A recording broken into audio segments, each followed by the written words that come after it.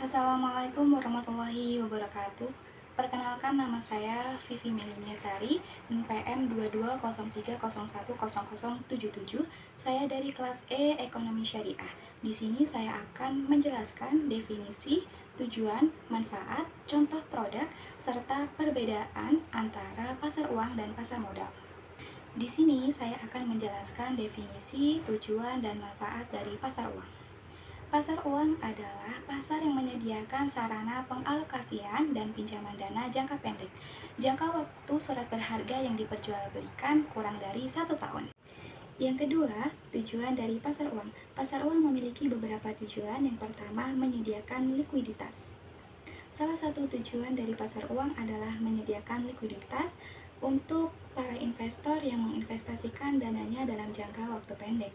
Yang kedua, sebagai penyedia sumber pendanaan baik untuk perusahaan, pemerintah, maupun lembaga keuangan lainnya. Yang ketiga, menjaga kestabilan keuangan. Dan yang keempat, meningkatkan atau menjaga tingkat suku bunga.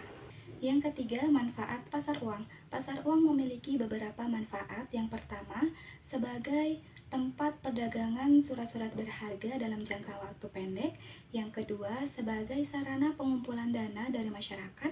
Yang ketiga, untuk membantu lembaga atau perusahaan yang kekurangan atau memerlukan dana cepat. Dan yang keempat, sebagai fasilitator dan mediator dalam memberikan kredit jangka pendek kepada investor asing. Selanjutnya adalah definisi, tujuan, dan manfaat pasar modal.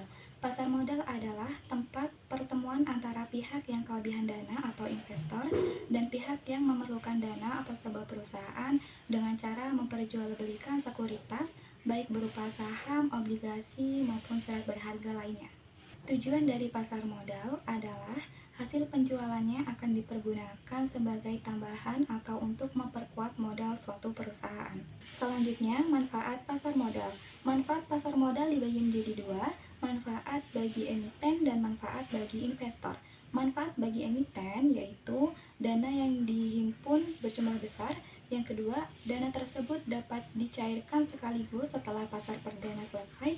Dan yang ketiga, ketergantungan emiten terhadap bank menjadi lebih kecil. Selanjutnya, manfaat pasar modal bagi investor. Yang pertama, nilai investasi berkembang mengikuti pertumbuhan ekonomi. Yang ketiga, memperoleh dividen bagi mereka yang memiliki atau memegang saham.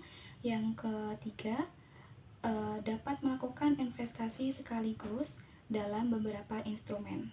Selanjutnya, contoh produk atau instrumen pasar modal ada saham, obligasi, dan reksadana.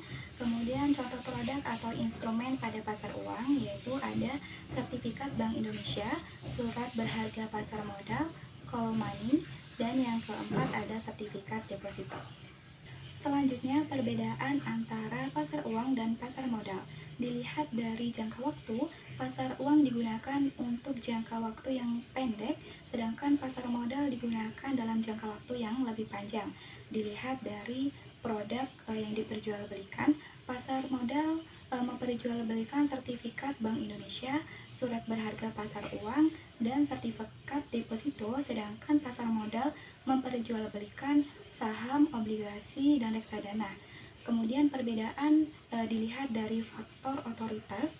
Pasar uang diawasi atau diatur oleh Bank Indonesia, sedangkan pasar modal diatur oleh OJK yang bekerja sama dengan Bursa Efek. Sekian materi yang dapat saya sampaikan. Wassalamualaikum warahmatullahi wabarakatuh.